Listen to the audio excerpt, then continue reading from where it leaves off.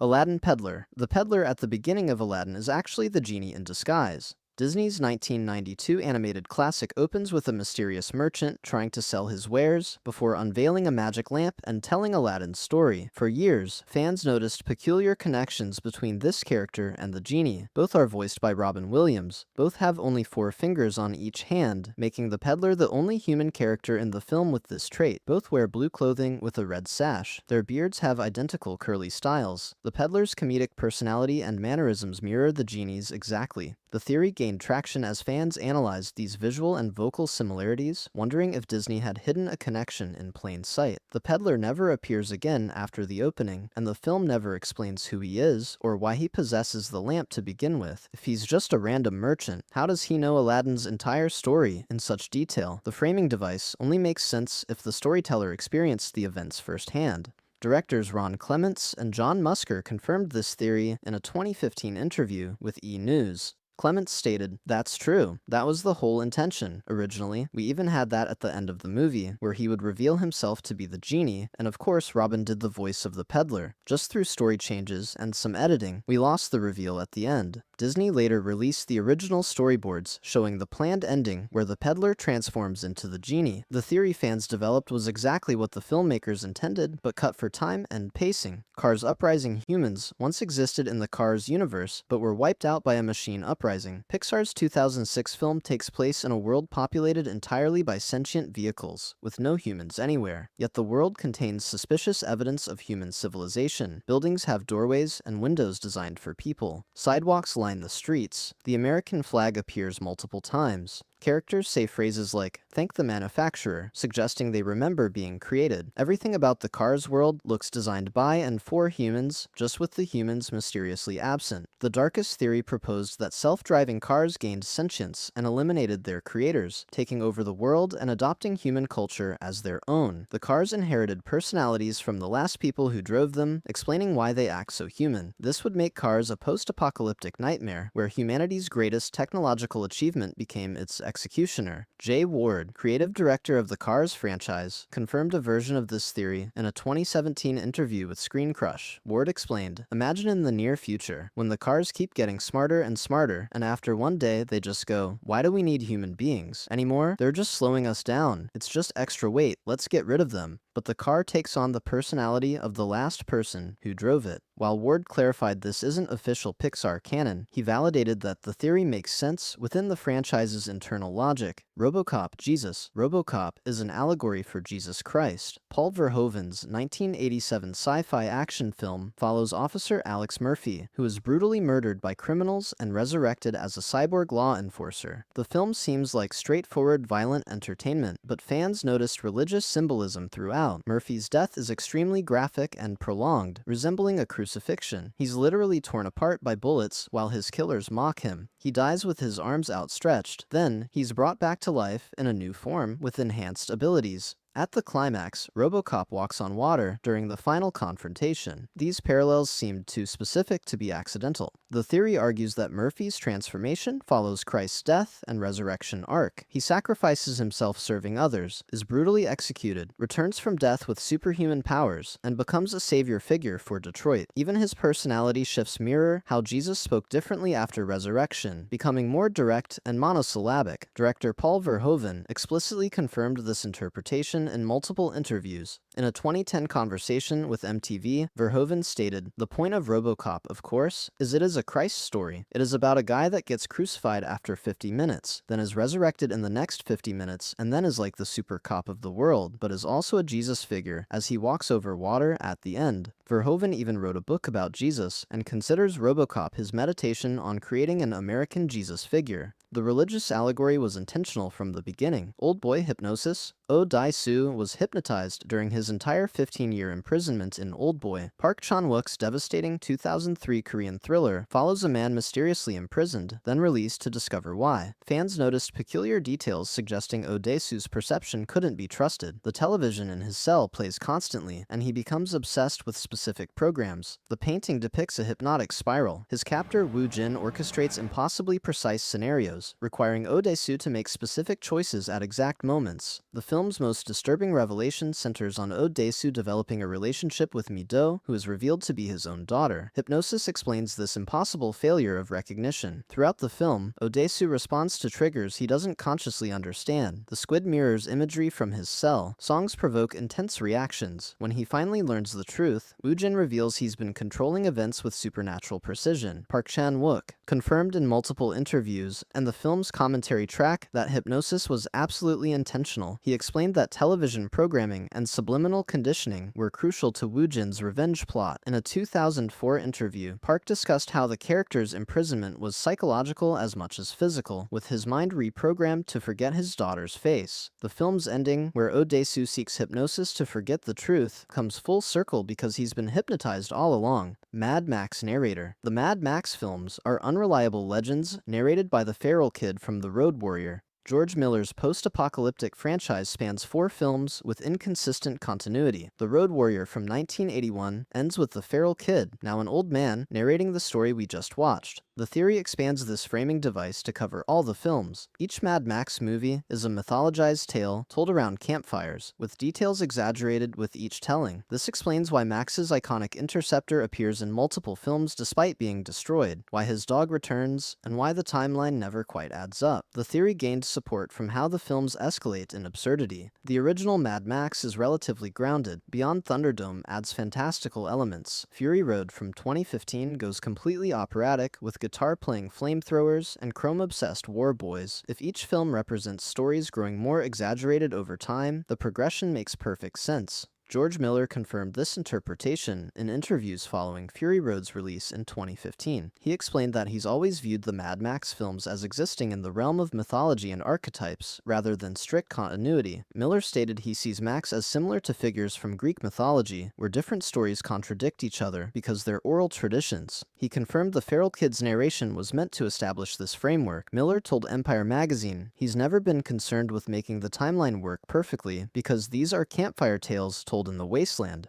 Sixth Sense clues. Malcolm Crowe is dead from the beginning of The Sixth Sense, and the film contains clues revealing this twist. M. Night Shyamalan's 1999 thriller shocked audiences with its ending, but careful viewers could figure it out during their first viewing. After Malcolm is shot, the film jumps forward, with a title card reading, "The Next Fall." Malcolm never has conversations with anyone except Cole, the boy who sees dead people. His wife Anna ignores him completely. Red objects appear prominently where the supernatural intrudes. Door handles turn when living people open doors, but Malcolm never touches a handle. Malcolm never eats or drinks anything on screen. No living character except Cole ever speaks directly to him or makes eye contact. In the restaurant anniversary scene, Anna sits alone at a table with a single entree check. Every scene was constructed to work both ways, as a therapist being ignored or as a ghost interacting only with the one person who can perceive him. M. Night Shyamalan confirmed he deliberately planted clues throughout for observant viewers. In DVD commentary and interviews, Shyamalan explained he challenged himself to make the twist work on repeat viewings by ensuring every scene was technically accurate. He wanted viewers who figured out the twist early to feel rewarded. Shyamalan revealed the red color motif specifically marked supernatural moments. He confirmed door handles, eating, and conversations were all meticulously controlled. The director called the clues an honest game with the audience. Quick note, if you're liking this content, I make videos like this all the time. I'd really appreciate a subscribe. Parasite symbolism. Every spatial element in Parasite represents deliberate class commentary. Bong Joon-ho's 2019 masterpiece follows a poor family infiltrating a wealthy household. The Kim family lives in a semi-basement apartment where they watch drunk men urinate on their window, literally below street level. The Park family lives in a modernist home on top of a hill. Characters moving up represent social climbing and deception. Characters moving down represent reality reasserting itself. The scholar's rock that Kiwoo receives is supposed to bring wealth, but instead brings disaster, representing how symbols of prosperity mean nothing without structural change. The film's climax takes place during a rainstorm that floods the Kim family's neighborhood. While the Parks enjoy rain from their elevated home, water finds the lowest level, showing how disasters hit the poor hardest, while the wealthy remain untouched. The revelation of a secret bunker below the Park house contains another basement dweller, showing there's always someone beneath you in capitalism's hierarchy. Bong Joon-ho confirmed in extensive interviews that every spatial decision was intentional class metaphor. He explained he designed the film around verticality to visualize economic hierarchy. He stated the scholar's rock was specifically meant to represent false consciousness and meritocracy myths. In an interview with IndieWire, Bong confirmed the rain sequence showed simultaneous realities of the same event. He told Vulture that the bunker was the film's thesis statement, revealing that prosperity always depends on hidden exploitation. Moana reincarnation. Grandma Tala becomes the manta ray spirit after her death in Moana. Disney's 2016 film follows a Polynesian girl on an ocean voyage, and her grandmother serves as her spiritual guide. When Tala dies early in the film, Moana sees a manta ray swimming near the shore. Throughout the movie, a manta ray appears at crucial moments when Moana needs guidance. Tala has a manta ray tattoo on her back and tells Moana, "There is nowhere you could go that I won't be with you." After her death, the manta ray appears immediately, suggesting instant spiritual transformation. The manta ray returns during Moana's darkest moment, when she considers giving up. The ray swims in circles around her, mimicking Tala's earlier embrace. The creature never acts randomly. It appears specifically when Moana doubts herself. Polynesian culture includes strong beliefs about ancestors becoming animal spirits that protect the living. Directors Ron Clements and John Musker confirmed this interpretation was absolutely intentional. In interviews promoting the film, Clements stated they researched Polynesian beliefs about reincarnation and ancestral spirits, making Tala's transformation a direct representation of those beliefs. Musker explained they worked with cultural consultants who told them about ancestors returning as guardian animals. The animators were specifically instructed to make the manta ray's movements echo Tala's gestures. Get Out symbolism. The sunken place in Get Out represents specific psychological and historical trauma. Jordan Peele's 2017 horror breakthrough features a hypnosis technique that traps consciousness in a void. The sunken place is a metaphor for the African-American experience. Chris falls through darkness into an endless void where he can see and hear the real world, but cannot interact with it. He's aware, but powerless, watching his own body controlled by others. This directly parallels systemic racism, where Black Americans observe society functioning, but are denied agency and voice. Peele shows the sunken place as a cinema screen, suggesting how Black people are expected to be spectators in their own lives. The Armitage family doesn't kill Black victims. They lobotomize them and steal their bodies, keeping consciousness alive but imprisoned. This represents cultural appropriation, where Black culture and creativity are valued while Black autonomy is denied. Jordan Peele confirmed The Sunken Place was designed as explicit political metaphor. In interviews, Peele explained he created the imagery specifically to visualize marginalization and lack of agency. He stated The Sunken Place represents being a Black person in America, seeing injustice clearly, but being unable to make others understand. Peele discussed how the hypnosis parallels voter suppression and systemic barriers that render Black voices powerless. He confirmed the teacup was inspired by Guess Who's Coming to Dinner, representing superficial civility masking violence. Blade Runner Deckard. Rick Deckard is a replicant in Blade Runner. Ridley Scott's 1982 sci-fi noir follows a Blade Runner hunting artificial humans. The film's theatrical cut leaves this ambiguous, but fans noticed evidence suggesting Deckard himself is a replicant. The crucial clue appears in the director's cut with a unicorn dream sequence. Deckard dreams of a unicorn running through a forest. At the film's end, Gaff leaves an origami unicorn at Deckard's apartment, suggesting Gaff knows about Deckard's private dreams. The only way Gaff could know is if Deckard's memories, including dreams, are implanted and accessible in police files. Additional evidence permeates the film. Deckard's eyes glow with the same reflective effect used to identify replicants. His superhuman pain tolerance exceeds normal human endurance. When Rachel asks if he's ever taken the Voight-Kampff test himself, his non-answer is telling. Gaff's origami creations represent Deckard's journey, with the final unicorn representing his true nature revealed. Ridley Scott confirmed in multiple interviews that he always intended Deckard to be a replicant. Scott stated this reframes the entire film's theme. Instead of a human hunting artificial beings, it becomes a story about a replicant achieving consciousness and choosing love over programming. Harrison Ford disagreed with this interpretation for years, but eventually came around to Scott's vision. The director's definitive stance confirms what the unicorn scene was designed to reveal. Get Out connection. Get Out is a sequel to Being John Malkovich. This bizarre theory connects Jordan Peele's 2017 horror film to Spike Jonze's 1999 surreal comedy.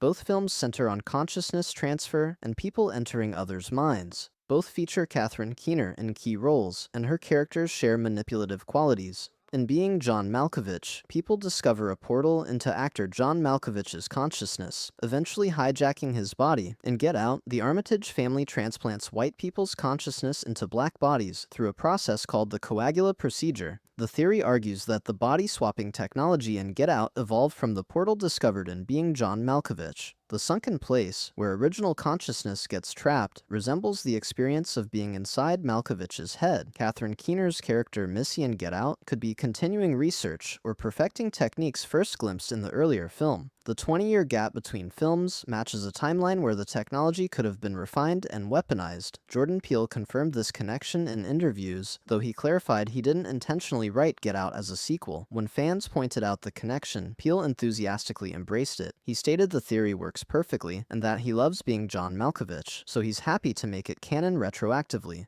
Peele acknowledged that both films explore identity, consciousness, and bodily autonomy in ways that complement each other thematically and narratively. Aristocats connection. The Aristocats and Ratatouille share the same universe and timeline. Disney's 1970 film about Parisian cats and Pixar's 2007 film about a Parisian rat seem unconnected, but fans noticed remarkable geographic connections. Both films take place in Paris and feature anthropomorphic animals with human-level intelligence. Gusteau's restaurant is located near Madame Adelaide's mansion from The Aristocats. The timeline works precisely. The Aristocats takes place in 1910, and Ratatouille takes place approximately 90 to 100 years later. Both films emphasize food culture and French sophistication. In The Aristocats, cats live in luxury and interact with human society. In Ratatouille, Remy similarly integrates into human culinary culture. The inheritance plot in The Aristocats centers on Madame Adelaide leaving her fortune to her cats, establishing that humans recognize animal intelligence legally. By Ratatouille's time period, a rat controlling a restaurant kitchen is believable because this world has a history of exceptionally intelligent animals. Pixar animators confirmed intentional connections between the films. Production designer Harley Jessup discussed deliberately, including landmarks and geography that match the Aristocats. Director Brad Bird confirmed they considered the Aristocats when establishing Ratatouille's Paris. Story artist Jason Deemer revealed the animation team discussed the Aristocats universe during development, considering whether intelligent animals were unique to Remy or represented something broader. The geographic precision and timeline math weren't accidents. If you enjoyed this, consider subscribing so you don't miss future uploads. Thanks for watching.